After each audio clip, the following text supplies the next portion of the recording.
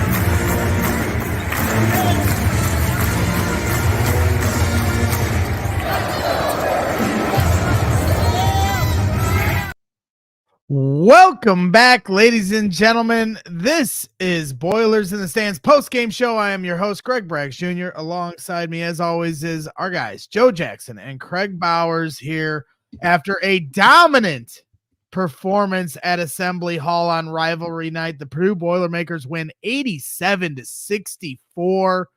We're going to talk a lot about different things and get into the team stats and highlight different players and just talk about, but Purdue finally turns the tide here in this rivalry. For a solid 4 or 5 years, Purdue was really taking it to Indiana, and then the arrival of Mike Woodson really started to change some things, with this rivalry. And Indiana has had their number the last few years, and Purdue, comes back with a little bit of, a little turnabout is fair play, because tonight they go into Assembly Hall and they take the momentum back in this rivalry. And there was a moment in the second half where it felt like Purdue might lose the 22-point lead they had at halftime, but Zach Edey was having none of it. And a lot of times on this show, because we get a little worn out from the Zach Edey dominant performances that we grow so accustomed to.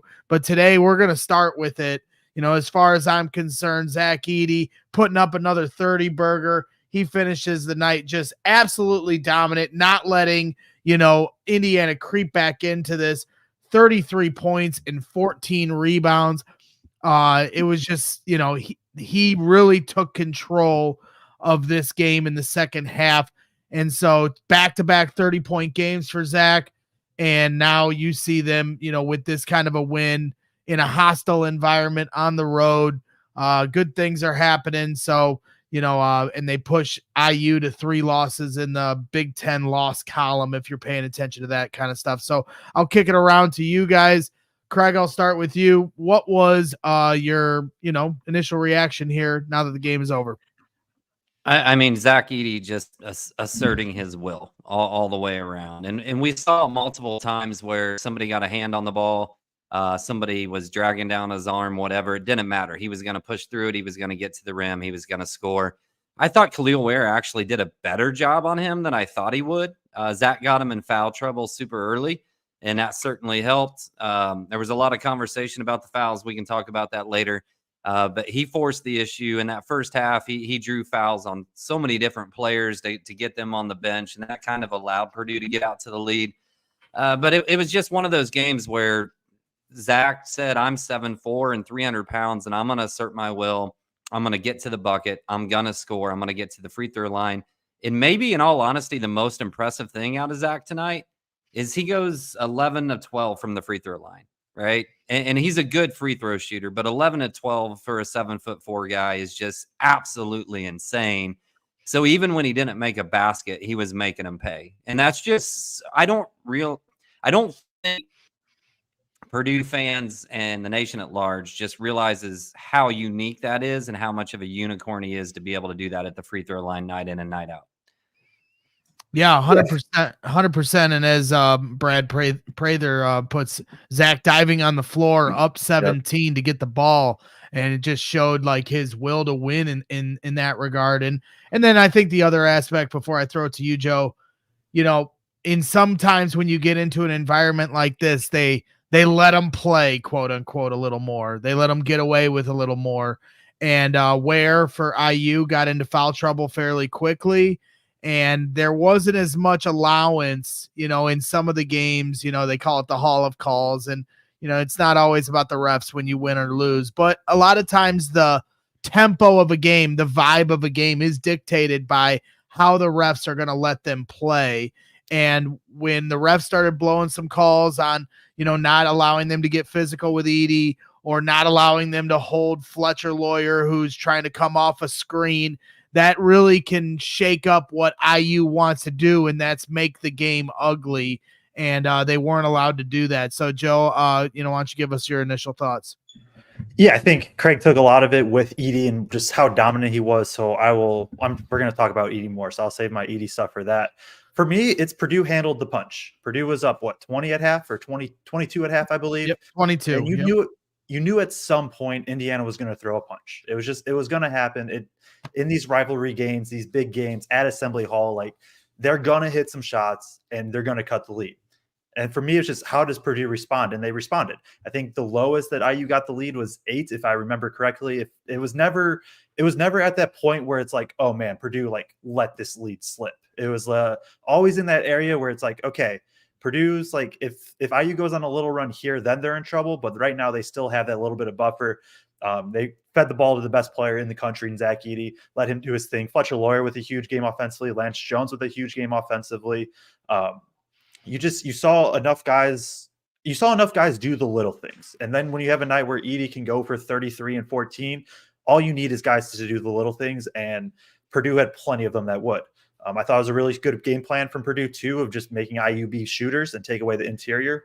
I mean, we'll talk about the stats in a second, but as I load them right now, Malik Renew ended with 8 points. That is probably IU's best player overall, or I know it was the one we were most kind of worried about going into this game, and Purdue did a good job holding him and made some of the guards try to shoot some shots. They hit a couple, but Purdue bounces back and still wins by 21. Yeah, and I think for IU, and Robbie Hummel brought this up a lot on the telecast, but it is true. It simply comes down to 3-point shooting for IU. And if they're not, I mean, Purdue was letting them take those threes. You know, they don't have Jalen Hood-Schifino this year, so they don't have that guy that can just dominate you on the mid-range and get Zach Edey kind of in that tweener spot that, you know, you saw at one point in the second half where Zach had to stay back because Braden had a mismatch. So he's trying to help Braden, and then he's not able to close out on the three. They give up a three. IU doesn't have enough players to put Zach Edey in those kind of binds. And so they just stayed back and said, hey, show us you can make these, or even if you make a few, we're going to live with that because we're going to play the percentages. And IU just wasn't able to knock down enough threes to keep this game close. And like I said, go ahead, Joe. I was just going to say, I like that Purdue kept with what they were doing, even when IU started hitting a couple, right? They come out, they hit 2 or 3 pretty quick ones in the second half. And I don't think Purdue really faltered in what they wanted to do. They're like, okay, you hit a couple. If you hit maybe a couple more, then we'll really change what we do. But it was still very much, let's take away the inside. We're just going to bet that they cannot keep hitting these. They went 6 of 12 in the second half, but it wasn't like it was, you know, it wasn't like a Nebraska type shooting half. Right, because like SLK Boiler in the chat points out, IU ended up shooting 40% from 3 on the night. It didn't feel like that, you know, because like when they were 2 of 12 in the first half. And so in that first half, when Purdue got this buffer, like That was a large part of it. That's exactly the point, is when the game was more in balance or more of a point to make it a stressful game on Purdue, they couldn't hit them. And then by the time they did start hitting them, they're digging themselves out of a 22-point hole, which isn't easy to do. They did get it down to 9 at one point. But the other thing that I think that I was a big thing that stood out to me in this game was just how poised they were on post-ups. If they didn't get the clean post-up look they want, they would kick it back out and reset. They didn't panic. They didn't try to do too much. They made the clean pass and then reset, got it back in, and gave themselves a much more advantageous, position for Trey Kaufman-Renn or Zach Edey. Trey Kaufman-Renn had another great game as far as I'm concerned. He is really coming into his own here in the last few weeks, and it's making it a lot harder for teams to take this team on the post. Like Kraig pointed out, the spin cycle he put on Malik Renault, I believe. I mean, that's as good a post move as you're going to see. And that's on a team with the National Player of the Year working in the post. So now you got two guys you got to deal with in there. They just played a really clean game. We haven't exactly looked at the numbers, but I'm sure the numbers are going to support that perspective. Chris R said IU only shot 33% from three according to CBS app, and that actually they did only shoot 33.3%. All right, SLK Boiler. I trusted you. In the chat. It's all right. Hey, don't worry. Our statistician last game for the Purdue Penn State game, whoever that was, he messed up Camden Heidi's career high in the middle of the game, and we tweeted about it. And it happened. It happens to the best of them. I don't know. You're talking to the guy that I don't know who it was. He's just really tall. That's all I know. Yeah. Oh, Zach Edey? No. Yeah. Well, you're talking to the guy that once traded David Montgomery when he hadn't been traded on a Bears show once upon a time. So it happens to all of us. But I always trust the chat because they're our guys. So, why don't we get into the stats of the game? It kind of sets the table for the show. Do we want to give a shout out to our sponsors before we get into that? Let's do it. So I'm sorry, I put you on the spot here. Yeah, I'm sorry. So yeah, we're going to give a shout out to BJ Rule here before we get going. Take it away. Yeah. Joe. So BJ Rule is a Purdue graduate and current Lafayette resident. BJ Rule has close to 15 years experience helping buyers, sellers, and real estate investors in Lafayette and surrounding areas. If you're looking to buy, sell, or invest in real estate, give BJ a call or text to set up an appointment to see how he can help you accomplish your goals. Your home will likely be the most expensive purchase of your life. Have the experts with Rainey & Company at Keller Williams on your side and let BJ help you navigate the process. Call 317-345-4600. And guys, I've said this before. I've known BJ a long, long time. I know him really well. Really stand up, trustworthy guy. So highly would recommend if you're in this area and in this market looking for realty, give BJ a call. Yeah, we appreciate your support here to the show, BJ. Make sure you go ahead and show him some support as well. We have about 300. We have about 300 people here watching live, and I'm sure a lot of people here watching later on. Please hit that like button while you're hanging out. If you're in the YouTube chat, if you haven't subscribed to our channel already, we're getting under 50 people away from hitting 2,000 subscribers to our channel. We appreciate each and every one of you for all of your support here as we, try to talk about this top team in this country. I know they fell to number 2, but this has been a fun ride these last few years. And this team this year has certainly shown some composure in some tough environments against some tough teams. And, Jim Cook here, my guy, he's a sales guy at CHGO, hanging out here at Boilers in the Stands. He says, smash the like button and subscribed. All right. You aren't such a bad guy, Jim. I always give him a hard time. So let's get into the team stats of the game. Purdue shoots a red hot 47% from the field on 29 of 62 shooting, 42% from the field for IU on 27 of 65 shooting, 37% from 3, 7 of 19 from the 3-point arc for Purdue, 33% from the 3-point range for IU SLK Boiler, 8 of 24 from 3, 81% free throw shooting, 22 of 27 for Purdue. Really nice line there. 44% free throw shooting for IU, 4 of 9, only take 9 free throws on the day, and they only hit 4 of them. That's a big number there. 10 turnovers for IU, 8 for Purdue. 14 points off of those turnovers for Purdue, 12 for IU. 42 total rebounds, 31 defensive, 11 offensive for Purdue. 34 total rebounds for IU, 25 defensive, 9 offensive for Purdue, or for IU, I should say. Second chance points, 14 second chance points for Purdue, 7 for IU. Points in the paint, 38 points in the paint for Purdue, 30 for IU. 14 fast break points for IU, 9 for Purdue. 3 blocks for IU, only 2 for Purdue. And then 14 assists apiece for both teams. And Purdue led for 36 minutes and 29 seconds of this game. So, Joe, when you see these stats, anything in particular for you that stands out? Turnovers is the first thing for me for sure. Only 8 turnovers. IU's not a team that necessarily forces a lot of turnovers. They're, I think, somewhere in the 200s in defensive turnover percentage, but it's still a game that they're going to pressure the ball 94 feet. You have Gabe Cupps, you have Trey Galloway, Xavier Johnson when he was in for a little bit. There are 3 guys that will pressure the ball, and at times that can cause Smith to have issues. We're going to hit on Smith, and my take on Smith is he had a good game and just literally couldn't hit a shot. I still think he affected the game in a positive manner. We'll talk about that later, but limited the turnovers to only 8. 22 of 27 from the free throw line is the other one. I was trying to do this ahead, did not get it. So as I load the stats, I just know Purdue did not shoot that well last year from the free throw line at Assembly Hall. And in a close game like that, that was one of the bigger reasons why Purdue didn't win. So it's fundamentals, right? Take care of the ball, make your free throws. You do those two things, you're on your way of getting a W. How about you, Kraig? And well, I tell you what, I'd like to kind of roll through what Joe and I put out as our keys to the game coming into the game. Yep. So the first thing we said was Purdue had to hit outside shots. They shoot 37% from 3. We said Braden had to handle on-ball pressure. He had 2 turnovers in this game. We said we had to get Zach going early and often to get other people in foul trouble and to get buckets. He did both of those things. We said limit 2 of Renew, Ware, and Mbako defensively. The only one that got going was Mbako. We said we had to win the offensive matchup between Lawyer and Mbako.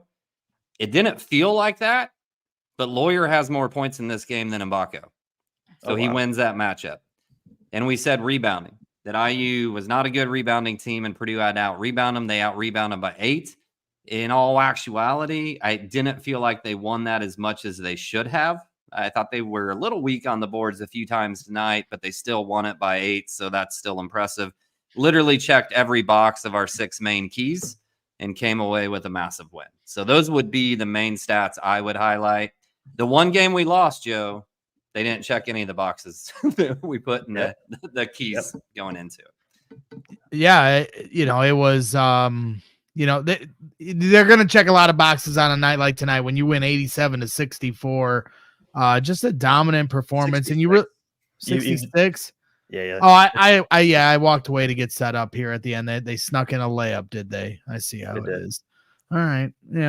Purdue showing them pity. I mean, to watch the IU fans, heading for the exits with 3 minutes to go, you do not see that often in a Purdue IU rivalry. So, the other thing, and I'm seeing a lot of people talking about it, is, the fact that IU Purdue is on the Peacock channel, I just think is it's not right. Not everybody streams Peacock. I know that's where we're going. If you look at the NFL this weekend, they had the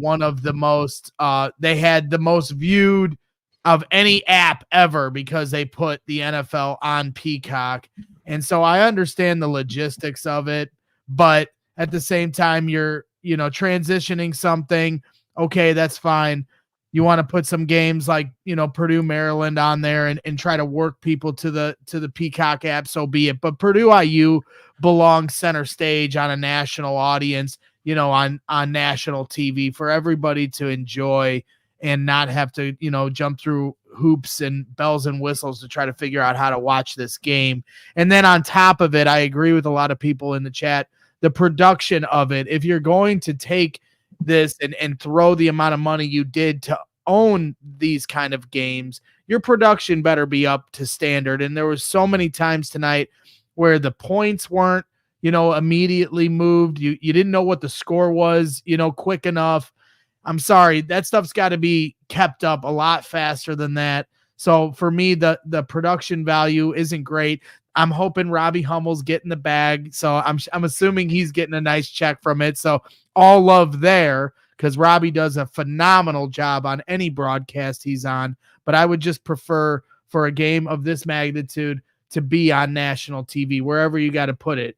If NBC owns the rights, then put it on NBC. You're going to get good ratings. And, if it's Fox Sports, college hoops on, FS1 or whatever, wherever you got to put it. But I just think that kind of game belongs on a national TV audience. Yeah, I don't have too much to add, but it's for what Peacock has been, and I don't agree I agree with you that Purdue IU should not be on Peacock. Like, that shouldn't be what it is. I've liked their presentation for the most part this year, and today it was just bad. And you got to know that this has to be one of their more viewed college basketball games. Especially, they should have the infrastructure all in place to be good, especially after the Dolphins-Chiefs game, when they're not going to touch that number for a while again.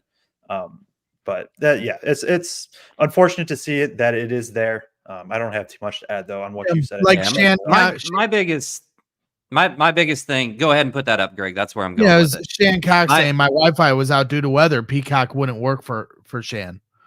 Right, but the biggest thing to me related to this is there's still a lot of parts in rural Indiana that don't have good internet connectivity. And in my other job, one of the grants that we were working with dealt with internet connectivity and ways to get it to rural Indiana at a more effective speed, a higher speed. So I think there are places that this sucks for people in Indiana, because they may be able to get it, but they may struggle to stream it, and keep up with it and not have it glitching out all the time and those types of things. Yeah, it's a work in progress. I do like the graphics they use when there's a 3 and you got the foam finger that pops up and stuff. So, I'm sure they'll get it eventually, but get it right eventually. And like I said, it's a money thing. The NFL, Peacock became the most downloaded app. It was like in a single day ever when the NFL was on there over the weekend. So you can only expect this stuff to continue to transition that way, and basically force feeding people to these apps and sites. And it's going to get to a point where every FS1's going to have an app, and every single app, and you're going to have a subscription to every single one to be able to get access to these games. And they feed off sports fans that, they know they're going to pay for this stuff too. So, but I do think that there's a bubble with this that'll eventually burst because of how much money you're going to have to spend to have all these different apps for, Peacock, Disney, Netflix, Hulu, Fubo. It just goes on and on and on. And the whole point to all this was to try to keep people's price point down from DirecTV or Comcast or whatever. And I think that eventually is going to go back the other way. Let's get back to the basketball. It was just a little rant I just had to have. And I know some of the people that were upset about it, but let's get into some of the individual performances. Do we want to start with Edey? I know we kind of hit off the top with him, but do we want to start with him and then work our way around the horn? Yeah, I think. Yeah, and I already kind of went through mine, so I'll kick it to Joe Joe, give his first words. It was just he was just the calming force. When you have the National Player of the Year, these are the type of games you look for. It obviously helps that Indiana wasn't really doubling. They would show a lot of help, especially after the dribble, which some teams tend to do. But at the same time, like, if you aren't hard doubling Edey, he's going to get any look he has. Now it isn't the most efficient night, 11 for 23, but he is 11 for 12 from the free throw line. And he was one I remember specifically last year, really struggled from the free throw line. As I pull it up here, I think he was, what was he? I can't find it. Whatever. My bad. But Edey really good from the free throw. What stat are you looking for? What Edey shot last year from the free throw line at Assembly Hall. I thought it was better. Maybe it was the year before.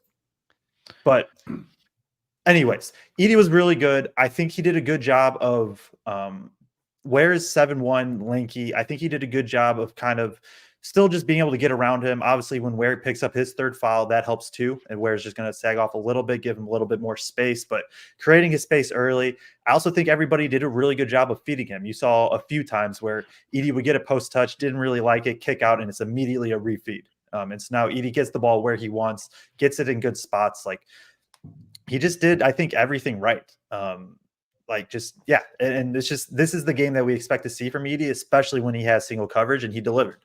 And they absolutely needed it. And I thought his hands were really well. There was a few times where the ball would fumble because of the pass would get tipped or whatever, and he'd recollect it. And that's not always easy for a big guy where everybody's swiping at him. At one point in the second half, Robbie was like taking note that he was starting to look a little fatigued. How many minutes did he end up playing 36. in this game? 36 minutes. And, in the second half, Robbie made the observation that he looked a little fatigued. Well, right as he said that, that's when Zach just kind of said, put his stamp on it and said, we're done here. And he's showing so much more attitude this year in games like this, kind of enough's enough kind of attitude and swagger about him, which I like. He's got to exude confidence. He's always going to, be a guy that's not going to always get the calls. There's more than a few times where he gets a bucket and the arms going, somebody's hitting him over the head or a body foul clear, and he's not going to get that call every time. Or else it'd just be, a free throw contest all day. So I get it. But, I do like the swagger he's shown in some of these environments, and he needs to show that because that confidence bleeds over to the rest of his teammates. And Braden did a nice job of setting him up. If we want to move to Braden didn't have the best game.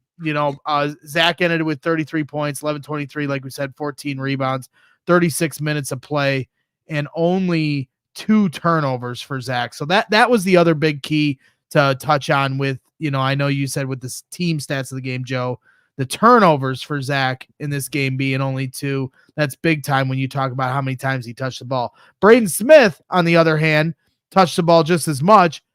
He, statistically, you'd look at it and go, not a great performance. 5 points, 2 of 14 from the field, 0 of 6 from 3. You could see frustration on him. Couldn't get a simple layup to fall, but he does have 6 rebounds and 9 assists. And another key stat, 2 turnovers on the game in 36 minutes of play. So he was able to stay involved, stay aggressive, get his teammates involved, not, give the ball to the other team. And, some of his misses turned into a Zach Edey dunk. That was as good of a bad performance as Braden's ever going to have. I mean, that was, and it just goes to show you just how dangerous this team can be, because Zach, how many misses did he have? He went 11-23. So he had 12 misses. Braden went 2 of 14. He had 12 misses, and Purdue won 87-66, so it just goes to show you, and Painter talks about it so much in the post-game press conferences. If they just keep their turnovers down, they're good. And they only had 8 on the game. And I think seeing Braden and Zach's stat line speak to that. Yeah, no doubt. And I was actually thinking in my head I was going to say damn near the exact same thing you said, which was Braden had about as good of a game as you could possibly have while shooting that bad. Yep. I mean, acknowledge the fact that he shot horrible tonight, and some of them were layups or little 3-foot shots. But he was incredible in terms of just running the offense, controlling the offense, getting 9 assists to 2 turnovers. That's probably his best assist to turnover ratio on the year. I'm just going to bet. I'm not going to look that up, but it's got to be close, if not. And he just Braden's at his best when he dictates the action, and he pushed so many times back and kind of got them out of position, got people to match up really quick because they were recovering and not matching up on the guy that they were supposed to be on. And then he'd wheel it out and immediately go into an action. And sometimes you want to have a chance to recover. That we always talk about like that one, where's that one pass from Braden, right? And there was only one of those tonight where you were like, well, what was that? But that's his creativity. You want him doing that. You want him probing and making those creative passes because that's what makes him special. There was only one of those tonight.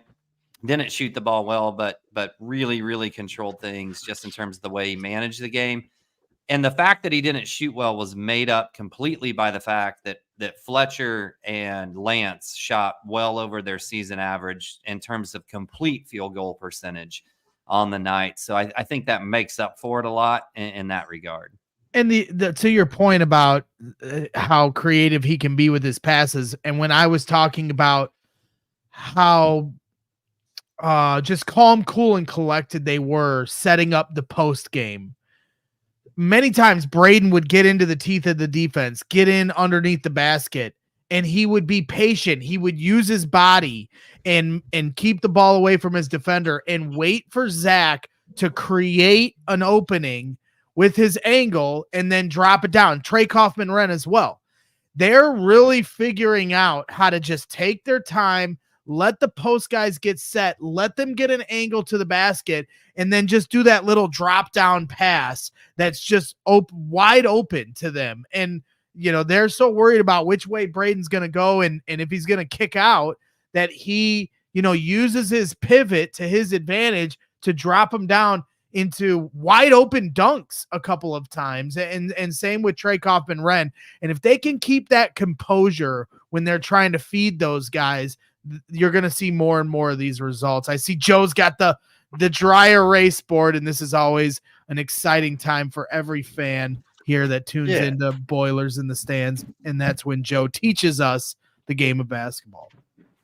Yeah, so I think one thing that I've noticed Purdue's done it this year consistently, and man, if my camera just wants to focus, please. But it kind of just clicks for me today on why. And what they would do is it's just called it's rescreening. And so you have, you know, Braden here with the ball, and then you have Edie come up. Actually, that's incorrect. Braden have the ball, and then Edie comes and sets this screen here, right? And so the thing to notice is that look how far away this is. IU did a pretty good job. Teams in general, right? They just want to try to push Purdue as far away as possible. You hear all the announcers every game try to push Purdue away as far as possible. And so Edie sets this screen, and this defender, because it's so far out, he's always going to go under. And so what that does is as this happens, Braden gets a little bit here. And so now Braden ends up here. His defender's here. Edie's here, and then he immediately rescreens. And so now this screen's actually happening at the top of the three-point line. And so now as Braden comes off, defender has to go over. IU was playing drop coverage. And so what that means is this defender right here who was guarding Edie on the screen, he's just going to keep dropping back. And his entire purpose is he wants to keep the ball handler, Smith, right here, and he wants to keep Edie. He just wants to keep him in front of him. And so as that's happening, Smith is able to kind of probe. And then oftentimes you would see as this happens, Edie's going to come here. He's going to hit this guy. And so now Smith has it here. Edie has, you know, positioning right here. He's get the ball. And then you have, you know, Gillis is going to be here. Lawyer's going to be here. Jones is going to be over here. And now Edie has a ton of space. And so I think it's just a little thing like that, oh, we're just going to rescreen this really quick every single time, knowing that, hey, now the defense can't be 30. We're not going to be 30 feet away. We're going to be 25 or 20 feet away. And then they can really get into their stuff. And that's where what you kind of said, Braggs, of I think Braden did a good job of, and everybody else too, of being able to set Edie up in the post, set up TKR in the post, some of his touches. And I think that specific thing right there is a good way of allowing Smith to do that by getting downhill, getting into the paint, because that's when good things happen. When Smith's aggressive, gets into the paint, he's going to spray it. He's going to make, well, not today, but he's going to make a shot, or he's going to get Edie on the post up. My one other thing on Smith is just a quick comment is like, if Smith went 5 or 14, I think we would be like, man, he had a tremendous game. Obviously he didn't. And so you can't quite get there because he did go 2 of 14, but everything else was just really, really good from him, I thought.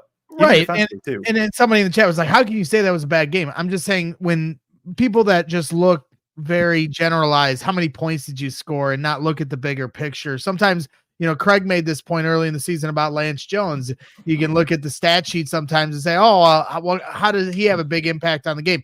There's ways you can have a huge impact on the game that don't always translate on the stat sheet. And you do got to watch the game to understand the impact. And I'm certainly not saying Braden Smith had a bad game, but I'm sure Braden thinks he had a bad game because Braden wanted to make at least half of the shots he took. And at one point you could just tell how frustrated he was getting when at one point he got sent to the free throw line and the ball goes off the backboard and rims out. And he just kind of made this look like, I can't get anything to drop here tonight. But he kept attacking. He stayed confident, kept getting his teammates involved. Did you guys see his reaction after he made that little jumper towards the end of the game? Like, Yeah. he just like ran down the court and was just hands in his, after he made one, he's just like, finally. Well, and that just goes to show you got Zach Edey diving on the floor up 17. You got Braden Smith still hungry for a bucket. These guys have a killer mentality that you need here, this year. They have to have more of it. Last year, Braden and Fletcher were freshmen. You're developing a certain mentality on the college level. You're here now. You've been on the big stage. You've been the top dog here for a couple of years. You got to have that killer mentality and to walk into an environment. Even Maryland the other day, they beat a couple weeks ago. They beat the brakes off Maryland at Maryland. And, at the moment, maybe some fans looked at it and said, it's Maryland. They're not as good as they normally are. Slow down. They beat Illinois. This is the Big Ten. And to go and Purdue's, had a couple losses in tough road environments in Northwestern and Nebraska. So you don't just, when Purdue dominates like this, you don't take it for granted. You don't just wipe it off and go, oh, well, this team isn't as good as they normally are. This is the Big Ten. You got to be able to win these games, and to win them in the dominant fashion they have here at Maryland and at IU, you don't take that for granted. Yeah, and I think I'm going to say something real quick. I'll throw it to you, Kraig, to let you go off about Jones or whoever else you want to go on about. Yeah, we definitely should move to Lance Jones. Could you tell I was waiting, Joe? Could you tell? I was like, I was getting antsy. Edey had what? He had 30 and what was it? 33. He had 33 this game. Last year, he had 33 and 18 at Assembly Hall. Purdue loses. And the key difference is going to be the guy that probably Kraig is going to talk about next, Lance Jones. Fletcher Loyer has a big game this time too. Last year, Edey had 33, Loyer had 12. The next highest was 6. There just wasn't that second or real. And Lawyer's 12 wasn't crazy efficient, but he still scored a little bit. There wasn't that second or third guy to help support Edey. Purdue has that, and it doesn't always have to be Loyer and Jones either. We've seen Smith do it. We've seen TKR do it. We've seen Gillis do it. Like, there's more dudes that can help support Edey. Kraig, go. So let's talk about my guy, Lance. So obviously we all saw just what Lance did from a shooting standpoint. He ends up 7 of 12 in field goals, 3 of 7 from 3, racks up 17 points. A couple of different people in the chat have asked if that's a career high at Purdue. I think he's hit 17 4 times now, if I remember right, or close to it, because there's a little wager with a guy that does another podcast that if he hits 20, he has to wear a Lance Jones jersey. So I know that's why I know how close he's gotten to 20 multiple times now. But the thing that I love most about what Lance did tonight is we've oftentimes heard Painter talk about and Lance talk about just figuring out how to play within Purdue's system and what play is the right play to make at the right time. When's the right time to drive? When's the right time to go ahead and shoot that 3? When he gets out in transition, when's the right time to go ahead and push it? Tonight was almost a perfect game from Lance from a decision-making standpoint out there. There was one deep 3 he took that I thought maybe he could have pulled that one, shot faked, and gone ahead and taken the guy off the dribble. But you're going to live with one decision that you would question a little bit. We do it with Braden all the time. So Lance just played almost a perfect game from a decision-making standpoint in terms of making the right play at all the right times. And, man, he pushes the ball. He took people off the dribble today. He pushed the ball in transition. A couple of those times he pushed it, it was like a secondary fast break. It wasn't off a steal or a turnover. He pushed it and he got easy buckets, and we just didn't get those last year. We didn't get those from anybody. Braden can push the ball, but he doesn't really have the size and physicality to go ahead and finish on fast break opportunities a lot. And really last year, we just didn't have many guys that were good in transition from a ball handling and a physicality standpoint to go ahead and score. And Lance brings that dynamic, and it's so damn important. I don't care what anybody out there on the interweb says. Yeah, it was hilarious to watch IU go under screens on Lance, and he made him pay a couple times, burying 3s. Lance at the beginning of the game, as much as Zach, closed the door at the end, Lance at the beginning of the game really stymied IU for any kind of intentions they had to come out hot. I mean, who started out with 7 points right off the bat for Mbako. He looked like he was ready to come out hot, and Lance Jones was matching him, and that really kind of put out the early fire, because that's kind of what you got to do in an environment like that. Just keep putting out those fires. don't let it turn into the whole house burning down. And they were able to avoid that. And Lance was a big part of that at the beginning of the game, which was really when the game was in balance. And once again, because turnovers are the story of the night, only 8 on the game for the entire team. Lance Jones plays how many minutes? He's got 32 minutes, 0 turnovers for Lance Jones. I forgot to say that. Yep. 0 turnovers.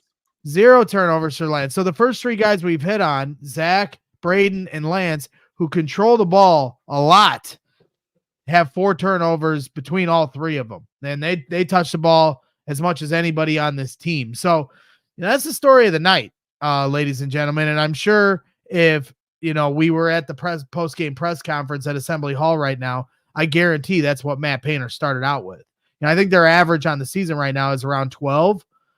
So if they're staying under that, and that's what I tell people when they ask me, like, oh, what do you think of this game? And it's a rival fan, if they're a fan of Illinois or fan of whoever, I say, well, the closer you get Purdue to 20 turnovers, the better chance you're going to have to win.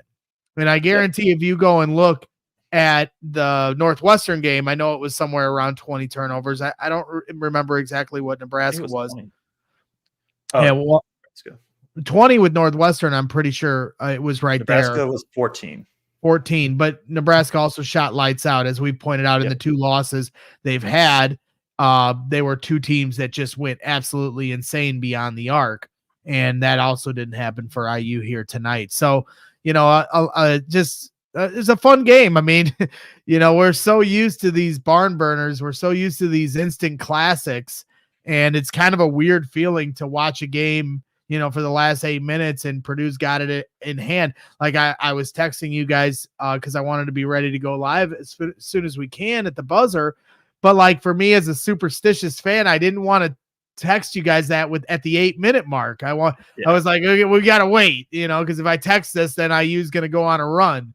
And it was silliness because it was never going to happen. But that's just kind of how we are as Purdue fans. We're waiting for that other shoe to drop, and that didn't happen here tonight. And it's a nice change of pace from a rivalry that normally takes a lot out of these guys when the game is over.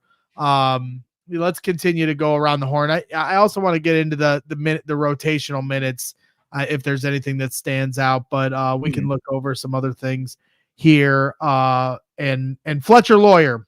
Yep. I mean, I guess we're just going to have to start calling him Big Game Fletch or something like that. We're going to have to come up with some kind of nickname for this guy, because anytime it's a big game, Fletcher always seems, he has up and down performances. You got some fans that feel very strongly one way or another about him. The one thing you can't argue about Fletcher Lawyer is he always shows up for the big games. 19 points, 5 of 6 shooting, 4 of 4 from the 3-point line, 5 of 7 from the free throw stripe, 3 rebounds, 3 assists, only 2 turnovers in 28 minutes of play. Fletcher Lawyer really just doing a lot of good things offensively. At one point in the second half, he hesitated to shoot a 3, but he aggressively took it to the rim and was able to get to the free throw line. I think aside from the way they officiated Zach Edey and not allowing IU to scratch and claw and bite and do whatever they possibly can to hold him down, and being a little more fair to Zach in a game like this where they could have easily swallowed the whistle, I thought the same thing was going on with Fletcher Lawyer. Because, I mean, if you've been a Purdue fan long enough, they've always got shooters running off ball, trying to get open on some kind of set that Painter's drawn up.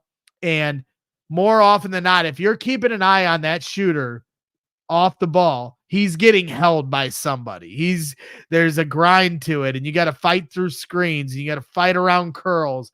And I don't know how much of a difference between this year and last year, but they were calling it for Fletcher this time. He's getting held so much, and Kraig pointed it out on Twitter. I mean, like, IU at one point in the first half have had 7 fouls to Purdue's 1, but a lot of IU's fouls were dumb fouls. They were fouls that, when they're fouling guys that didn't have the basketball, but that was because they're so concerned about Fletcher Lawyer getting open and Purdue getting into their set. And so, that was nice to see that they weren't allowing that. And I don't know if that's just because the personnel that IU has doesn't have the ability to be grinders without fouling, or if they just finally were calling some things that have always should have been called. A little bit of a mix, I would assume. Like, I don't think Indiana doesn't have like the best defenders, especially when you get past probably Galloway. I think Ware's a solid defender, but even him, like he had some fouls. Ibako's not like that good of a defender, although he's been playing better. But talking about Fletcher Lawyer, like I think even just early on, I think he made a couple of really good passes down low to Edey. Just a couple. I think he had like 2 assists early on, and it just really helped kind of calm Purdue. Because the other thing that's kind of mentioned is I'm sure most of us Purdue fans had the same reaction. That very first play, you see Ibako drill a 3, and you're like, oh no. Like, this is not good. And that riles up Assembly Hall. Obviously, they're crazy. And even in that little midst of his 7-point run, like Purdue calmed down, got some buckets, stymied all the energy, and did that. And that was a lot of Lawyer and Jones and getting the ball to Edey, making some shots. Just a really good game. And even I think, like, there was a few plays that Lawyer, he got beat defensively. I don't think he got played off the floor defensively. I thought for the large part he was pretty good. I think some of it too was obviously just the defensive scheme that Purdue ran, and we can talk about that in a little bit too. Just what some of the spacing that they took away. But if Lawyer can just be fine defensively, he doesn't have to be great, just fine defensively, and then have this really smart, efficient game on offense. Like, that's the Fletcher Lawyer you want. And then, like you said, he just shows up for big games.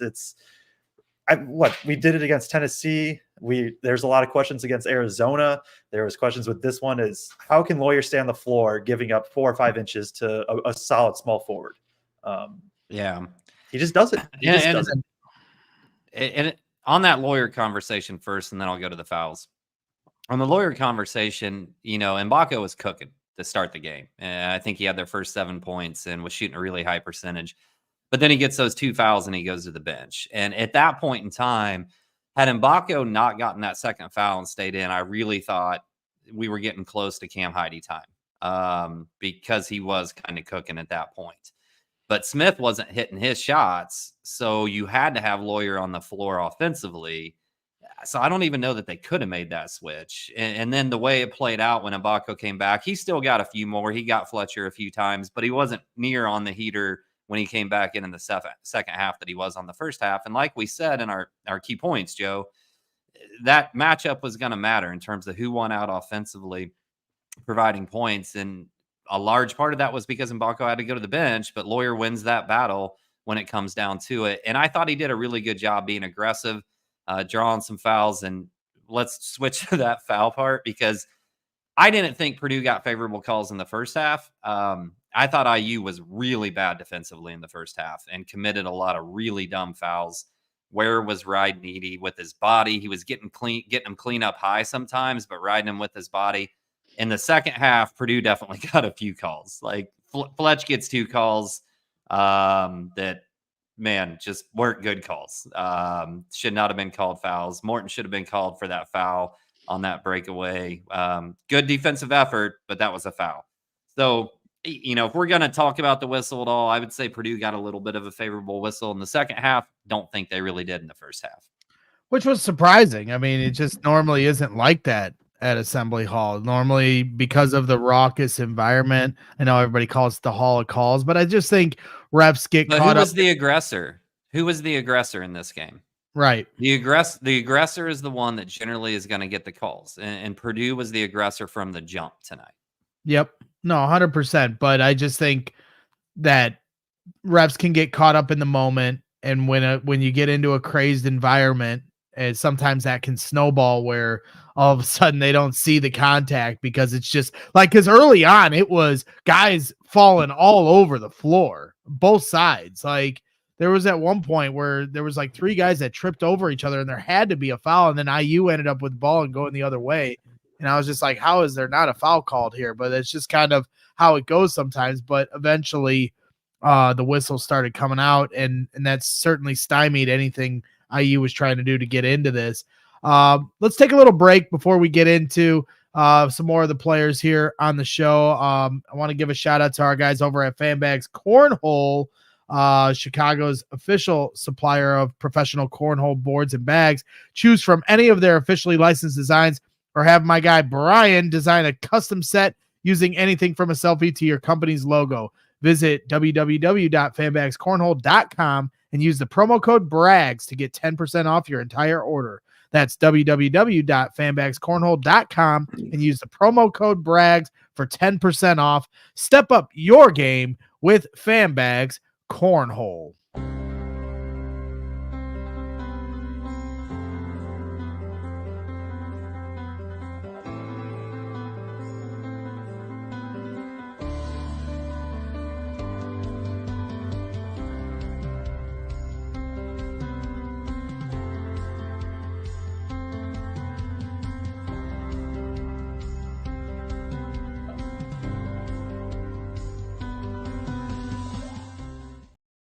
Yeah, shout out to Fanbags. Make sure you guys get yourself a set here this year, man. The spring is right around the corner. You want to have them ready for the March Madness run when winter breaks. I know right now it is extremely cold all across the country, but warmer days are ahead, and March Madness is soon to be upon us, and you can set the bags out, put them out in your driveway as Purdue goes on a run to the Final Four. So yeah, let's move on to some more players. Once again, appreciate everybody hanging out with us. Please hit that like button if you haven't already. Subscribe to our YouTube channel as well. We appreciate everybody here tuning in to a big time Purdue win over IU, 87-66. Let's continue to kick it around the horn. We've talked about the main guys, Zach Edey, Lance Jones, Braden Smith, Fletcher Lawyer. So now we got to get into some of the role players here that maybe didn't have as much of an impact on the stat sheet, but certainly had a big impact on the game. So let's start with Trey Kaufman-Renn. I'm surprised to see he only got 16 minutes of action. So maybe this is where we can get into some of the rotational minutes. That surprises the hell out of me. 3 points on 1 of 3 shooting, 0 of 1 from 3, only made 1 free throw, 6 rebounds, 3 fouls, and only 1 turnover in 16 minutes of play. But man, that really surprises me that he only played 16 minutes. I mean, that stands out, I think, more than anything on that stat sheet.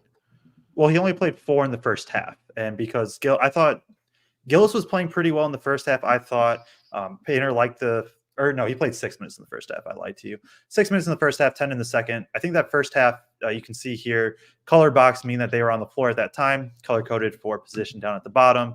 And then also the Purdue margin, that number kind of towards the bottom, just shows what each lineup was plus or minus during their stints. So you see TKR plays 6 minutes in the first, and then he goes on that big stretch in the second. And I think what happened in the first half is Painter liked what Gillis was bringing, even though it wasn't maybe, Gillis wasn't elite from 3 or anything. I think he gave good energy, and for the most part did pretty well defensively. Purdue got a couple, but it's going to happen. Then in the second half, they go on that Indiana goes on that huge run in the second half with Gillis starting over TKR. And so I think then when they switched back to Painter switched back to TKR about the 6-minute mark in the second half, or 6 minutes into the second half. And then they calmed down and kind of stymied the lead, extended it a little bit, like the physicality that TKR brought. And I think that's kind of why he went back to him. And then First is just kind of getting a little bit squeezed, but what he can still bring defensively will get him some minutes at times. I think we're missing a big thing on the TKR discussion here. TKR picked up his second foul pretty quickly in that first half. He had 2 fouls. He only had 1. Yeah. No, he had 2 fouls in the first half, and the second one was around that 6-minute mark. That's when they pulled him. But in that first half, you had IU's bigs go to the bench for a long stretch. So Gillis was a really good matchup. I was actually going to bring this up to you, Joe.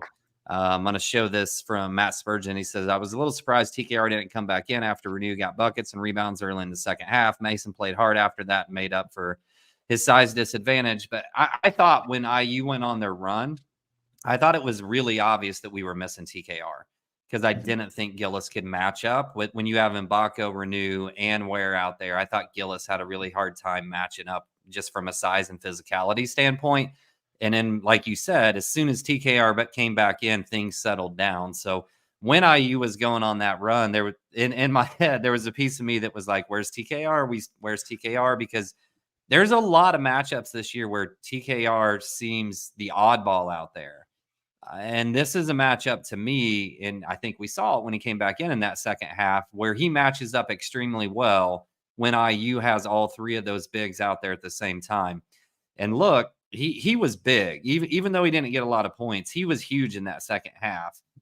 He finishes with 6 rebounds, but 4 of those rebounds were offensive rebounds. And two of those came in that stretch in the second half. Gillis finishes with 2 offensive rebounds as well. So 6 offensive rebounds from the 4 spot. I thought were really big. And in all honesty, I thought not very many times we necessarily point out what TKR does defensively, but I thought he was a lot better defensively from a matchup standpoint when we brought him back in that stretch. So I'd be interested to hear your thoughts on that. Yeah, I think you hit it. This was a good matchup with, you have TKR at the 4 and you can trust him more to guard Renew one-on-one. Now Purdue still showed help, and I have it on my board ready to go whenever if we want to do it now, if we want to talk about the defense later. But like TKR just with his physicality can at least body Renew more, whereas you saw a couple times Gillis did get punished a little bit, especially when Purdue didn't double him.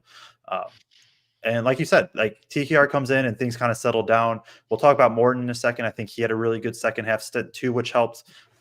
But this kind of goes back to Purdue just having dudes. I think I understand. My guess would be that Painter went to Gillis to start the second half, just to almost. I wonder if he was trying to throw just a block or a knockout blow of like, we're going to put 4 shooters around Edey. Edey's either going to feast, we're going to knock down some threes, and we're just going to put this game out of reach. I don't know for sure. That could be a thought though of just like, let's do it. Let's get this game to 30. Obviously did not work out that way. And so he goes back to TKR, and a little bit ironic that this is TKR doesn't start the second half, and then it's like, hey, where's TKR? But it was a good game from him, even if the stat line, 3 points, 1 of 3 shooting. I know somebody brought up is where is TKR's offense gone? I think because the past 2 games he hasn't scored well, but also Edey has taken legitimately probably like 45 shots the past 2 games in a very good way. But it's hard to get TKR those touches as well when you're getting Edey that many. And just play strong. Touch away. Just play strong. 4 offensive. Just play strong with the basketball. He had 1 turnover in his 16 minutes of play. I was definitely being very critical of his fit in the starting lineup to start the year. They're starting to figure out their rotations. He's had a career high at one point here a couple weeks ago, and he's had some games where he doesn't score, but just be strong with the basketball. Don't turn the ball over. Don't compound that you're not making shots and compound that problem with turnovers that create points for the other team. So, like, from my standpoint, who I was as critical of anybody as for TKR's offensive, threat early in the season, when I watch this game today, and I'm not like dialed in the way you are from an X's and O standpoint, or Kraig, where you're really seeing the full picture, I think a lot better than most people do watching a game. I live off of emotion when I watch a game.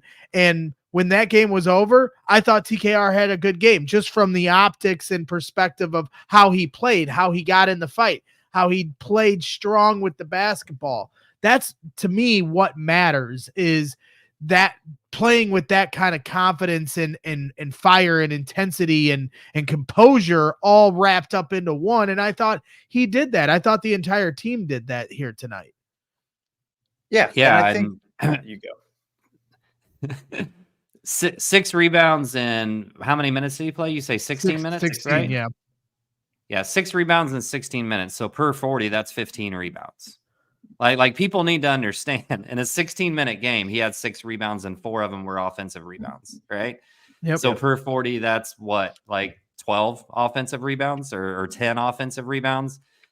He was insane on the glass in the minutes that he got in that second half. Yep, 100%. Who's Johnny in the chat says, why mess with a unit that works Purdue after all is ranked 2nd in the country? 100%. And you're gonna have upset, Mason Gillis, who we can move on to now. they're going to take turns, as far as who's going to get more minutes and who's going to have the bigger game.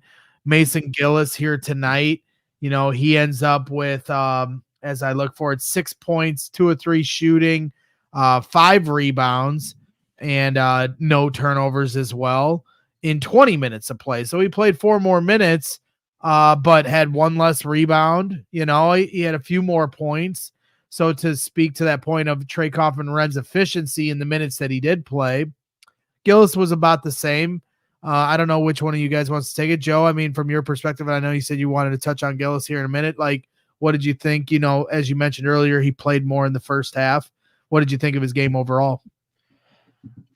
I don't think it was bad. Like, I think it was solid. I think he brought some good energy in the first half. We've already mentioned the matchup where that is a tough matchup for him against 6'9" Malik Renew, one of the best post players in the Big Ten, maybe the second best, and maybe not second best, but he's like a top 4 or 5 post player for sure in the Big Ten right now. He's given up size, he's given up some height. That's a tough matchup. But on the other end, he still has 5 rebounds. He does. I thought he was aggressive, kind of just on offense in general. He wasn't shying away from shooting, even though he only took 3 shots. Like, I thought he played well within. He did what Mason Gillis does, and the shots didn't fall today. He took 1 3, and there's going to be games that he hits 5, but he still did everything else that Mason Gillis does, I thought, for the most part. And that's just he's going to play hard. He's going to be effective. Just the second half, especially when Renew got going, like, it just wasn't his matchup. And I feel like I've said this every show. Purdue has options this year. Gillis isn't working. Okay, let's bring in TKR. Okay, that isn't. We really need just some length. Let's bring in First for a few minutes just to see what happens, and then on the wing you can go up and down the list. This team has options. TKR is going to have some great games. He's going to have some bad games, and same thing for Gillis. You're just hoping that they both don't have bad games on the same nights. As long as one of them is cooking, Painter's going to go to the right guy. I trust him to more often than not. 100%. And one thing because I kind of want to mention about the rotation is I think there are people that are like, why is TKR starting that? At some point, like, I really don't think the actual starters matter. Like, I really don't. More often than not, most games are not going to be won or lost within the first 4 minutes of the game, and that's usually what TKR plays, is those first 4 minutes. And so at this point, TKR is comfortable starting. Gillis is comfortable coming off the bench. When you're winning as much as they do, like, why mess with it? And then you can go to it later. If it's evident in the first 4 minutes this is not a TKR game, then he gets 12 minutes, and it is what it is. Or he can get going like Illinois and then have a big game and play more minutes. I personally just don't see why you mess with it, because it's like, these are what these guys are used to, and the starters themselves really don't matter. It really doesn't. It's going to be at the end of the game who's in and who do you need in that second half. 100%. Derek Mulliken in chat says, guys, we just beat IU by 20 at IU. That does not happen. Let's go. Yeah, it was definitely a big win. And Andy Buck here also provided some stats. Purdue's 21-point win over Indiana was its largest margin of victory in Bloomington since beating the Hoosiers by 34 in 1934. So that really puts it into perspective. That was from ESPN Stats and Info. That really puts it into perspective. So what, the final score was 47-13? Am I reading that right? That is what it says. That was before the shot clock era. I mean, Kraig, when you were covering that game, I mean, what was that like when you saw that? As he removes himself from the screen, as I, take a little pot shot. 1934. I didn't even go to Purdue until 1995, sir. Just looking not that much older than you. Perspective of the glory days. I mean, 47. Did they have a shot clock back then? You know how much I despise not having a shot clock in high school. I just said they didn't. Well, I'm that was not the first listening. thing I wasn't listening. I was too busy getting ready to set up my joke. I got you. I got no shot clock. I'm not sure that they dribbled yet then, other than to get it up the court. I think it was just passes once they got into the half court offense, probably not drives, no 3-point shot. David Jenkins said they had a shot sundial. That's what they had. Hey, it was right around then that Wooden wins National Player of the Year, though, right? So we can't disrespect that era, Gregory. Rowlett Boiler, you know, I always have my old timer jokes. That's from my bricklaying days. Gotta get, you know, gotta get my old jokes in. You guys are welcome to make fun of me for knocking my tooth out yesterday. I was gonna get that story later. We'll get to that What? story here later on. Yeah, I was playing basketball at the gym. We can talk about it here in a little Answer bit. real quick before we get in. We'll talk about it later. Did you play basketball with Mason Gillis? Did Is that what I? happened? Yeah, because No, I did not. Yeah, no. Everybody just gets hurt at practice with Gillis. No, I'm 38, and apparently in the last few weeks I'm starting to feel like I'm 22. And then I got a reality check yesterday at the YMCA. I got a tooth knocked out, which I thought was a real tooth initially, and it was actually a crown that got knocked out that I had to go to the dentist and get repaired today for a nice hefty cost. And then after I put my tooth back in the car, I went back to finish the pickup game that I was playing and twisted my knee because I have a torn meniscus, and I try to pretend like I don't. And I tried to play on it, and I planted on it weird and twisted it. So if that isn't the world telling me that I need to hang him up, I don't know what is. But I got a hard. There wasn't a short white guy in a Wisconsin jersey, there was there? Like No. Fred Davidson? Yeah, no. And No? Wisconsin is down 39-35 to Penn State at the half. So let's try to roll through some of this as we kind of start to approach third base, trying to round third base here on this show, and we'll get people here to rooting against Wisconsin, who is 5-0 in the Big Ten. I think Purdue is what now, 5-2 or 5-2. So we're 2 behind in the loss column, tied right now in the win column, but we'll see how the results play out here for Wisconsin. You know, wouldn't surprise me at all to see them pull that out. But we can get into a couple more of the role players, or if we want to talk about Ethan Morton. Ethan Morton certainly is who we need to talk about as guys that made an impact. And if you guys also want to talk about, a guy like Camden Heide that didn't play tonight, maybe we can touch on that as well. But go ahead, take it away with Ethan Morton. Yeah, he scored, which that's a big thing because Ethan Morton, he has not scored much this year. This is the 13 minutes of play. He did have the layup. He scored this year. But that's obviously not what Morton does, right? And what he did is I think he just brought good energy defensively. He made a couple big plays, steal, block, and just did a good job of in his role. Like Morton's not a scorer. He's not a guy that really can do that. But what he can do is he can just be within Purdue's system. He knows where everybody needs to be at all times on the floor.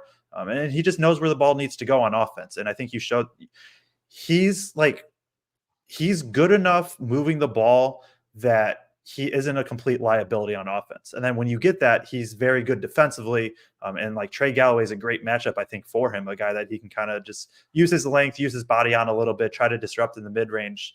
I just thought it was a good stretch in that second half, a 6-minute stretch for Morton. Another guy a veteran, he's been through it at Assembly Hall. He's lost there twice. A guy that just was able to come in. And when IU went on that run, TKR came in a couple minutes before, which helped too. But just calm everybody down. Just be like, hey, we're fine. We're going to get back to what we do. And sometimes that just doesn't show up on the box score. And that's not who Morton is. And the block on Xavier Johnson, he tries to go behind the back, and he's like, Xavier Johnson's like shot out of a cannon going the other way. He goes behind the back, and Xavier just swats the shit out of him. I just thought that was an incredible play. Why are you showing me like that? Because you're laughing at me. Because it was a foul. He fouled him. They didn't blow the whistle. Look clean to me. Incredible effort. It was incredible effort. Whether it was actually a block or not, it got recorded as a block. So it was incredible effort. We're going to call it a block, but I don't really have anything to add about Ethan other than I thought he gave good, solid minutes defensively, just all the way through in the time he was in there. Like Joe said, I thought he helped settle the team a little bit. But just from a bigger perspective of the game and teams and the way we approach things, I thought it was real obvious that Painter, even though IU had shot from 3 better, was just saying, hey, we're going to pack the paint. We're going to pack your bigs. We're not going to let them score. and we're going to make you prove that your guards and wings can beat us. And the only person that really got going at all in the first half was Mbako, and then he went to the bench. And then Trey did get going a little bit in the second half. He hit 2, Gabe Cupps hit 1, Khalil Ware steps out and hits 1 after that. So they got going a little bit from 3 in the second half, but we let them shoot 24 threes. They shoot 33%. Like I said, some of that was after we already had a 20-point lead. I just thought, even though IU has been shooting the 3 better lately, that Painter made it real clear and real obvious that they were going to make IU beat us from 3.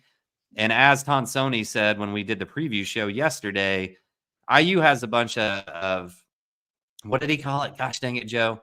10 toes. 10 IU has a bunch of has a bunch of 10-toe 3-point shooters. They're not coming off a curl. They're not coming off a screen and shooting in motion. Those 10 toes got to be facing forward, square with the basket before they shoot it. So you got more time to recover on a lot of those. You're not chasing a bunch of action on those guys trying to shoot a 3 and whatnot. And I thought Painter was great from a defensive standpoint about how he chose to attack IU tonight all the way around. And on the flip side of that, IU's guards just really didn't do enough. And them defensively, Joe, like, you watch them try to play us defensively. What were they doing guarding Morton at the 3-point line? Like, there were multiple times where we just didn't, where there was times we didn't have guys that were necessarily great 3-point shooters in the game, and IU was still guarding them all the way out. Like, why? And letting Khalil Ware go one-on-one with Edey. I didn't understand that from Woodson's standpoint at all. For a guy who's out-schemed Painter a couple of times in the last 2 years, I thought Woodson was terrible tonight. Yeah, no, I get why he wanted to probably leave one-on-one because of the shooters, but then like when Ethan Morton's in, or even just like if Camden Heide was in, I know he's shooting well, but he could be a guy that you're just like, let's see him hit a couple in Assembly Hall with this crowd. Yeah, I don't understand. I think like I don't expect Edey to see much single coverage the rest of the year. I really don't. He just torches it every single time. And like at some point, I think teams are just going to be like, you know what, if Purdue hits 12 threes, they hit 12 threes. And because Edey just does, Edey just does what he does. He's the best player in the country. And it's just, I don't fully get why you don't double at least off some people. Ware's was potentially a guy coming into the game. I get why you try it. You try for a few minutes. Ware's 7'1" or whatever, and he has a lanky wingspan. You're like, okay, maybe the length can really disrupt Edey, and we'll see what happens. But not to adjust was probably a mistake on Woodson's part. I mean, we saw it last year with MSU with Thizzo too. Edey just got what he wanted. But Edey, more than a few times, went up quickly when he got the ball clean, and if he didn't get the ball clean, as we were talking about earlier, he'd get it out, reset. And then they'd get back into it. So, we have to credit they maybe their double teams could have been a little more aggressive, but I just thought Purdue just showed more composure and not forcing it and not, falling into their hands to force those turnovers. To your point though, also with Kraig, when you talk about 10-toe shooters and having more recovery time, you saw that a few times when they would double Malik Renault or double a guy in the corner and the ball would start to kick around and it would open up a open 3 on the other end. And Purdue was able to get over there on gun and he would, he pumps and then takes the mid range and it's a brick. They didn't. Jalen Hood-Schifino is the cheat code they had last year, because he was knocking down shots from the mid range. And so if you chase him off, he'd come into, take 2 steps in for a mid-range shot and kill you. They don't have that guy this year. What's his name? God damn it. I'm trying to Trace Jackson Davis. No, not Trace Jackson Davis. Trey Galloway. I'm sorry. In the second half tried to become that guy at one point, but he's just not he's not Jalen Hood-Schifino scoring ability. So he went on a little run and that's when IU was able to get back in it. But it just, he's not a scorer like that, consistently to keep, applying pressure on you. So, yeah, I think that kind of a team plays right into Purdue's hands. It won't surprise me for Purdue to play very similarly at Mackey Arena here coming up in a few weeks. as we get close to Super Bowl Sunday. So, any thoughts on IU? I know you talked a little bit about it right there. Xavier Johnson out, not in the starting line, not playing very much because he took a shot at someone, coming around a curl and hit a guy in the junk. He bag tagged him. Yep. Yeah. So, and you saw today a flagrant foul, and that was on, who was that on? Is that on Xavier? That was exactly. That was on Xavier Johnson again. He pushed Edie. Yeah. Yeah. They go to the timeout. It ends up being a flagrant 2 shots and ball. That's a big moment in the game. So, Xavier kind of showing a lapse in maturity here lately that's costing their team. So, that's another part of the equation in tonight's game as well. So, he finished with 0 points on 0 of 5 shooting, 0 of 2 from 3, and he had 2 turnovers and 3 personal fouls and no assists. So I'm sure if we would tune into Assembly Call right now and listen to Tonsoni, I'm sure he's going off about his 6-year senior that was pitched as a top 5 point guard in the Big Ten, having that kind of stat line and being -20 on the night on plus minus. 100%. Trey Galloway leads the way with 17 points on 6 of 13 shooting. Like I said, he went on that and he had 5 assists, went on that hot streak to start the second half. That certainly closed the gap. All right, we're rounding third, heading home here on today's show. Normally an IU Purdue, post-game show might go 2.5 hours if it ends on a game-winning bucket and emotions are high. This one, we're kind of just breaking down, all the cherry on top. I mean, everything we're talking about is just all roses thrown towards Purdue's way. They really did pitch a perfect game here tonight at Assembly Hall, which you love to see. So I'll run through some of these super chats. And if there's anything that stands out to you guys, you can stop me, but I'll just kind of go through them one by one here. Jim Anderson says Smith played good and was 2 of 14. He shoots his regular percentage, and it's a crazier blowout than it already was. Corey Lesney says, I don't even want to sponsor. I just want to donate to Braggs. Well, that's very nice of you, Corey. Maybe at some point here going forward, we'll set up some kind of Patreon. And if you guys, really enjoy what we're doing in that way and want to support us, we're not going to stop you. We're always going to take what we get, from our sponsors and anybody and feed it back into what we're doing here. As we've mentioned before, we do have a Teespring account. If you go on Braggs and if you search Braggs in the Stands on Teespring, you can get Boilers in the Stands gear.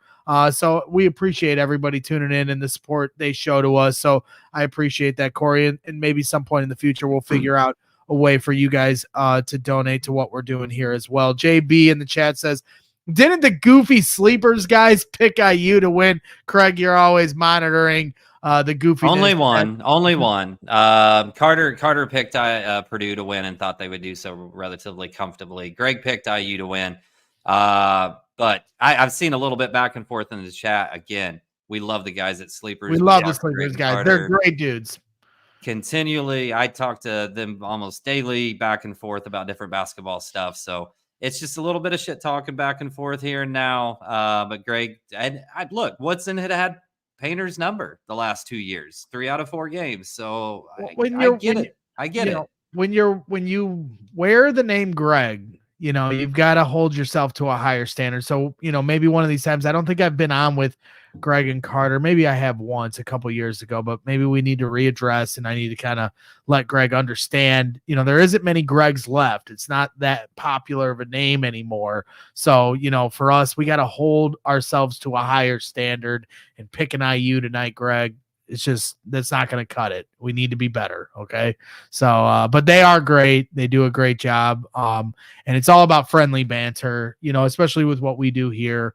We're going to challenge you. We're going to have fun with people in the chat. Sometimes we'll get heated, but it's all love at the end of the day.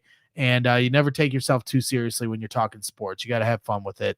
That's the whole point of all this, is an escape from our daily routine and the realities of life, like knocking out your crown and having to spend a lot of money to get it fixed. Sam Watkins, lawyer, was 100% from 3. He was in fuego, 19 points. 44% on the year. I just want to throw that in. He's shooting 44% from 3 on 5 or 6 attempts a game. Well, it just goes to show you, like, when you put a guy in a role, like Fletcher probably had to do a little more as a freshman than he now you have Lance Jones.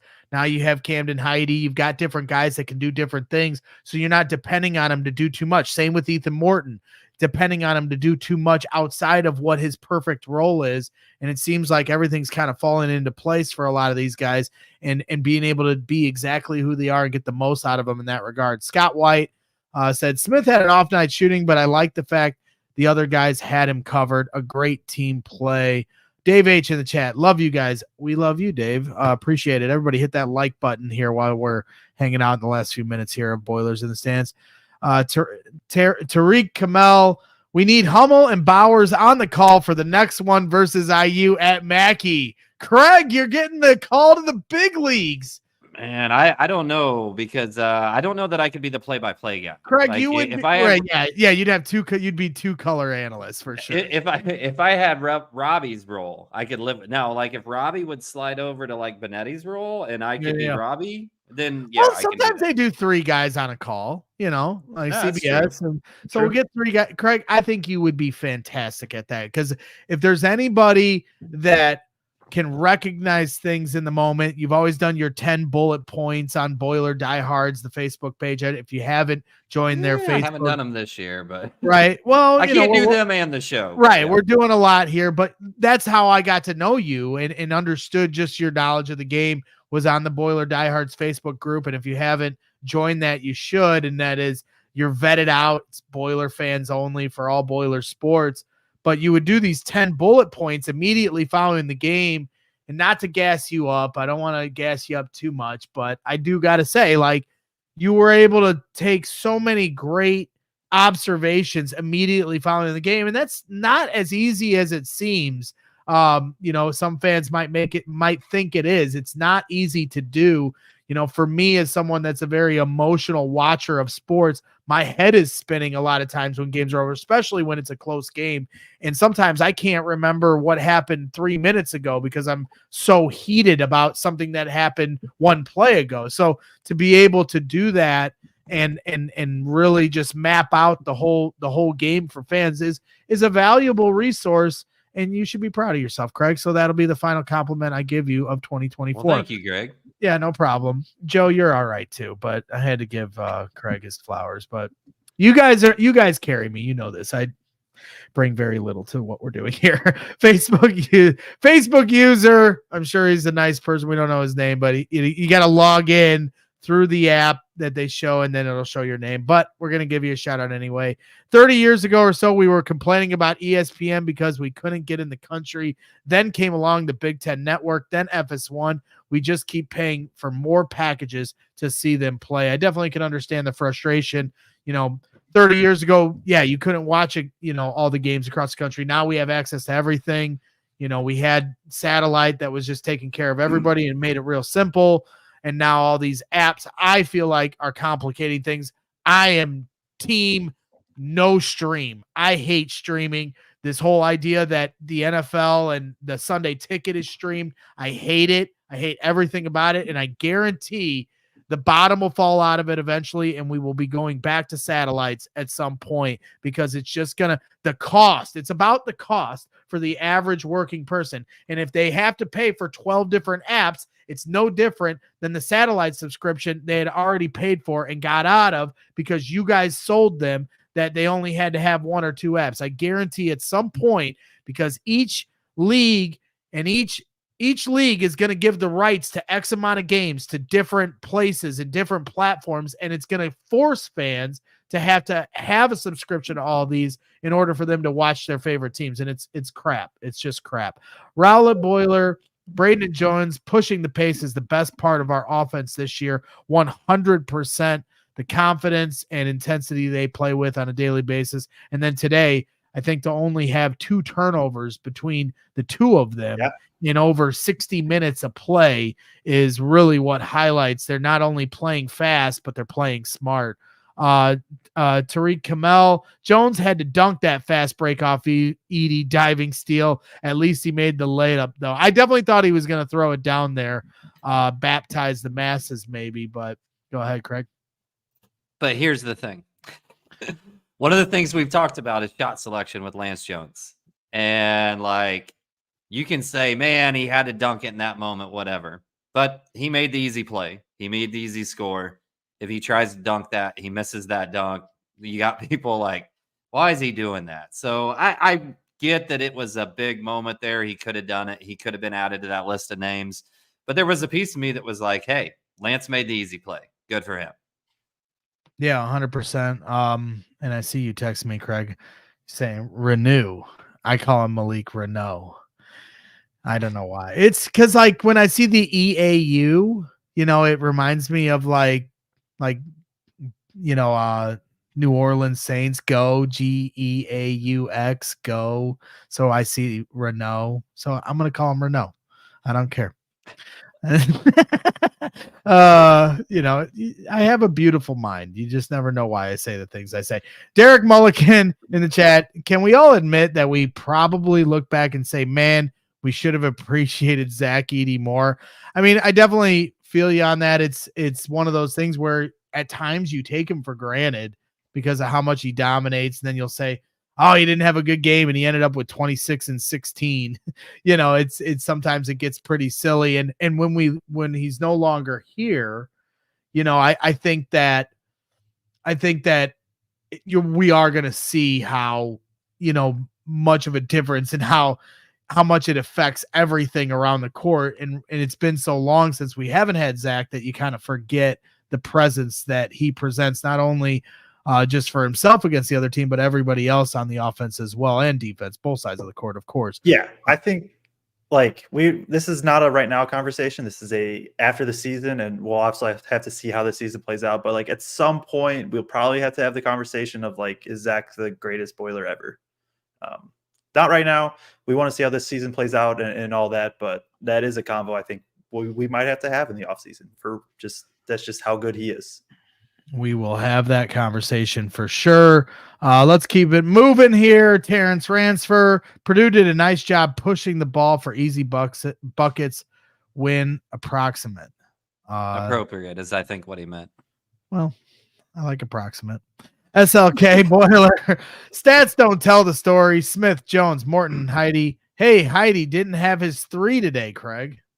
Yeah, I've got this running bit whenever Cam hits his 1-3 per game of like requisite Cam Heidi 3, but he had 2 last games, so he made up for it. The average is, over the last month or so, the average is still there. We're good to go.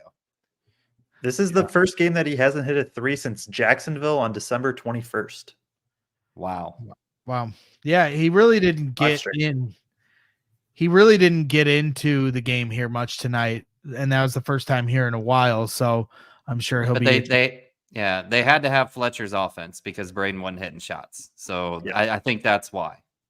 Yep. Yeah, 100%. They got a lot of different tools in the bucket here to use. Marty Huseman, last year IU bullied Purdue, not this year. Agreed. I mean, like I said, the momentum shifted here tonight.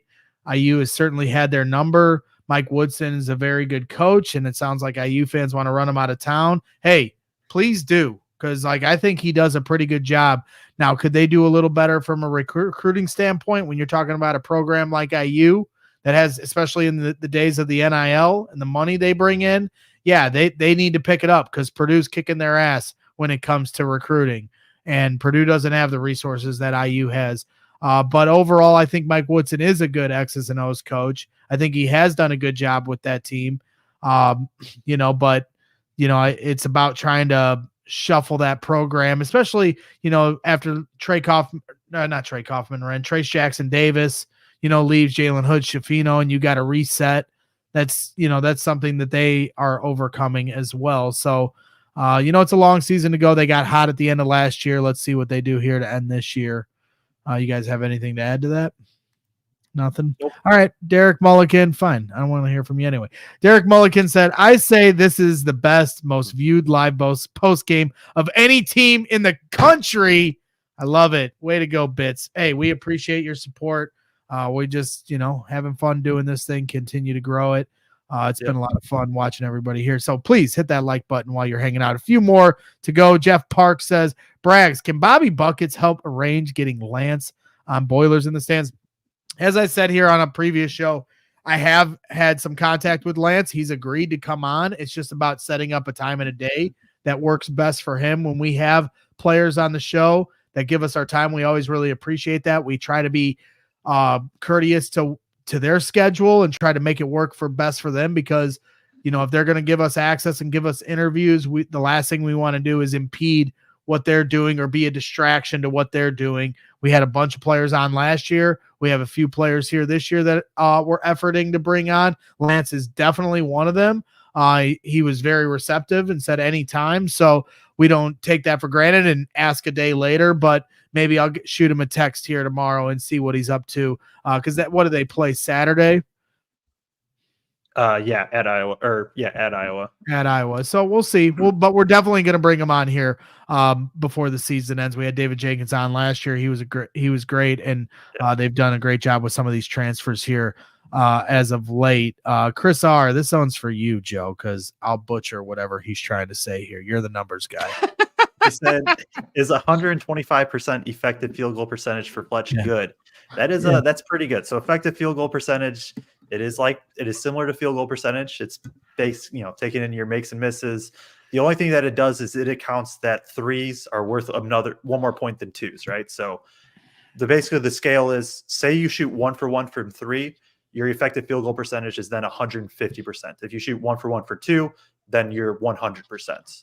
So just accounting that a 3 is worth 1.5 times more than a 2, add them all together, 125 effective field goal percentage is very, very, very good. I definitely would not have been able to explain that. Kevin Arwood here in the chat says he's because I was trying to come up with a nickname for Lawyer, because he's like Big Game Fletch. That was the first thing that came to my head, because he always seems to show up in these big games. Kevin Arwood is suggesting Big Case Lawyer. So I like that. We'll have to see if Fletcher approves of this nickname. So we'll ask him next time we see him. Burden on Society BOS says IU post-game chatter shows commentators not liking the Bush League play from their players was shocking and nice to see. Sounds like IU fans are a little fed up with some of the things going on. Yeah, they went after him the last time too. Like there was people calling for him to be off the team completely. So they've like booed some players at their free throws and stuff too. They're frustrated right now. They really are. Well, I mean, they snuck out of a lot of games early in the season that they've been barely keeping their head above water. I mean, they almost lost to Army. They've almost lost to a few bad teams, but they've snuck out of every game and won. And I think had they lost some of those games, the vibes would be even worse than they currently are. So I think for a lot of IU fans, they knew that their record wasn't exactly, showing who they've been so far this season. And now they're in Big Ten play and playing competition that isn't going to let them off the hook. And you've seen a 21-point drubbing here tonight. So they got to get their act together here, but it's still a long way to go here in the Big Ten season. But it will certainly go quick. Matt Spurgeon in the chat, Joe and Kraig should do a Manning cast, but only if Joe has the whiteboard. I like it. So I mean, there's platforms. There's a platform. Yeah, that's what I was gonna say. There's platforms we could do that, right? Maybe we need to try that for an away game, Joe. I'm not opposed. I've thought about throwing it out there, but I didn't know if I wanted to fully commit. But I'm not opposed. If people would want to come hang out, I'd probably be down. If people want to do a live watch along on here where we're live and we're all watching the game together, sometimes those can be a little tricky because we're all not in the same room. So our TVs might not always line up, with exactly where the game is and the viewers as well. But I've done live watch alongs with some of the Bears games that we do at CHGO, and people seem to enjoy those. So maybe for a game we can do one. So we'll keep everything in consideration here as we go forward. Final chat here. Nobles A408. I'll be heading over to Assembly Call after this to enjoy some more IU misery. That's right. Soak up their tears. They're delicious. But Brian Tonsoni and those guys do a great job at Assembly Call. And sometimes it's good to refreshing to get their perspective, because they'll be breaking down what they saw from us as well.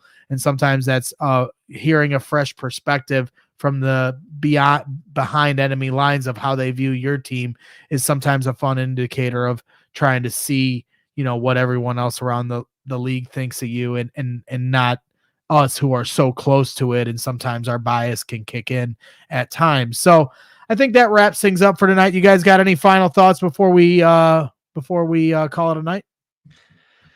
Yeah, I think I just kind of to close for me is there are still going back to our sleepers, guys. They mentioned like demons, right? Purdue has these demons that they kind of have to get through.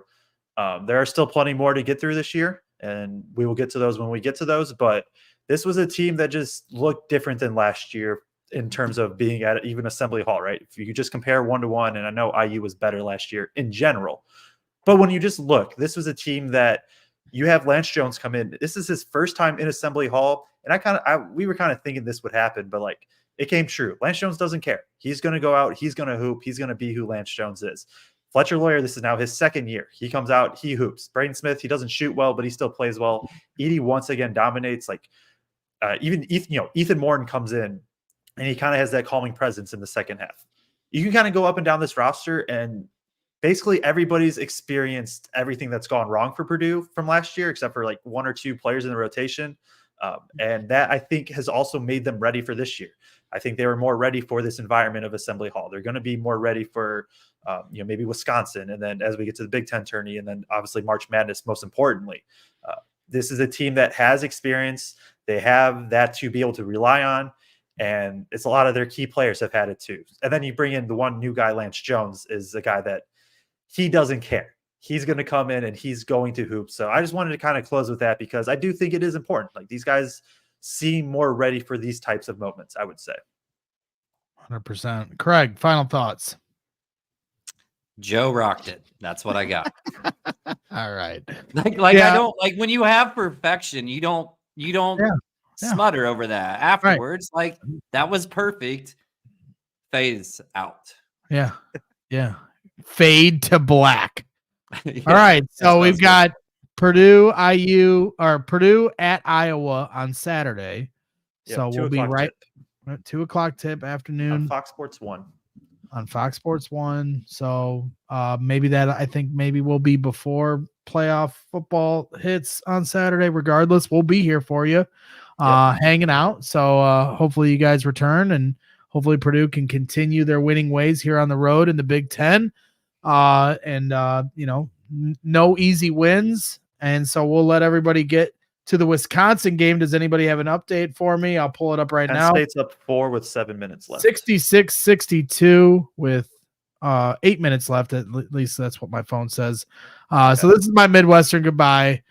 You guys have a good night. Thank you for tuning in. Once again, hit the like button if you haven't already on your way out. Subscribe to our YouTube channel if you haven't already. If you're tuning into Facebook or Twitter, we appreciate that. But if you can head over to our YouTube channel, Brags in the Stands, we've got our Boilers in the Stands library. I cover a lot of different other Chicago sports. But if you could subscribe to the channel as well, we certainly appreciate that. So we'll see you Saturday. Big time Boilers win here tonight. So we'll see you here soon, but always Boiler up.